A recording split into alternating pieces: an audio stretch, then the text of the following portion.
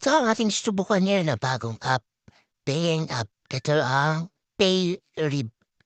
Subukan lang natin 'to kung talagang nagbabayad siya. At ito yung kanyang dashboard. Let's get started. Yan, fill up lang natin 'tong form na 'to. Let's just put our full name. For example lang 'to, Juan de la Cruz. And then, siyempre, lalagay tayo ng email address. Ah, lalagay tayo dito na ating active email address. Yan, ilagay lang din natin kunwari o juanilacruz@gmail.com. And then, after that, syempre nagki-create tayo ng password with a minimum of 8 characters. Strong password. Yan, maglagay na tayo ng password. After that, create account. Yun lang. Pag-create account natin, yan. Papasok na tayo sa ating dashboard. Yan, ito na yung pinaka-dashboard. Yan, dahil gumamit tayo ng referral link, yan, makakasibaga tayo ng $7. Yan, $7 na welcome bonus, ika nga. Dahil gumamit tayo ng referral link.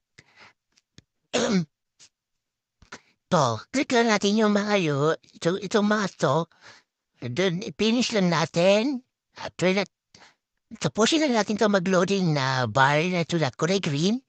Tapusin lang natin yan. Pag pull na yan, just click lang natin to continue.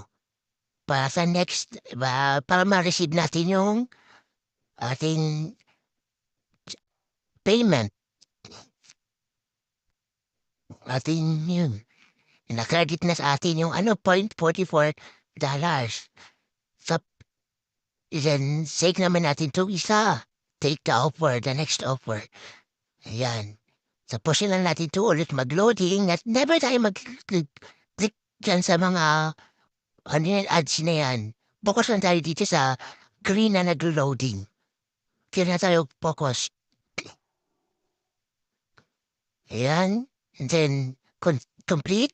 Click lang natin complete para mag-credit yung ating amount. At medyo ipapass forward ko na to para masapos na natin itong lahat na offer. Makuha lahat na natin itong offer para anim na offer sa ito lahat. Anim ba o walo? Pero parang anim. Para sapusin lang natin itong lahat na offer.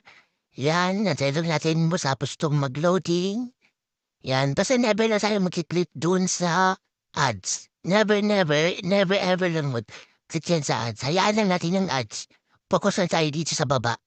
Diyan sa baba. Diyan sa complete. Diyan sa loading yan. Diyan lang tayo mag-focus. Yan, masap. Ubusin natin lahat to ng ads na to. Ubusin natin. Yan.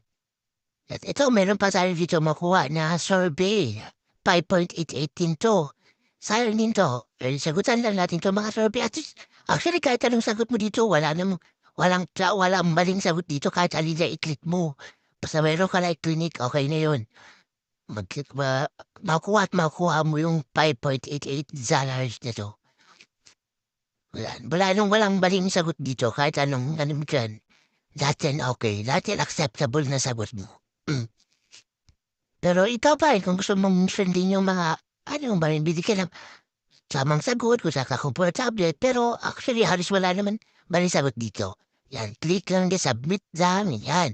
Nakaredit na ating 5.88. Tinira na sayang 15.88. Yun.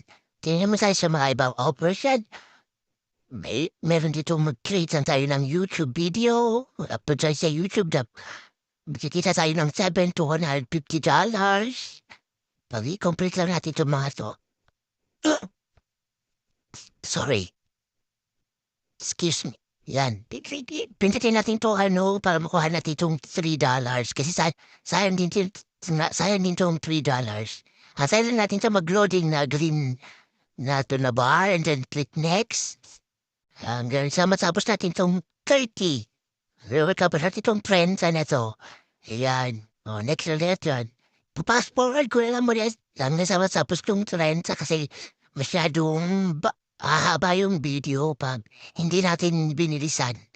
Basta focusan tayo dito sa next. Click lang tayo ng next. Huwag tayong mag-click ng kahit ano ads dyan. Dito na tayo sa focus sa baba. Dito sa may loading na green. And then text and click next. Yan, yan. Hanggang sa matapos natin itong 30. Tubusin na natin itong prime sana to. Yan, malapit-lapit na tayo. Tayo nasa 20-something ka. Ayan. Tapos nito, magkakredit na yung $3 sa ating dashboard. Makikita natin yan sa ating total amount. Yung $3 na yan, makikita na natin. Yan, malapit na tayo. Yan, next. Yan, yun. Meron na tayong $18.88. Yan, next naman, click lang natin itong 3 lines ulit.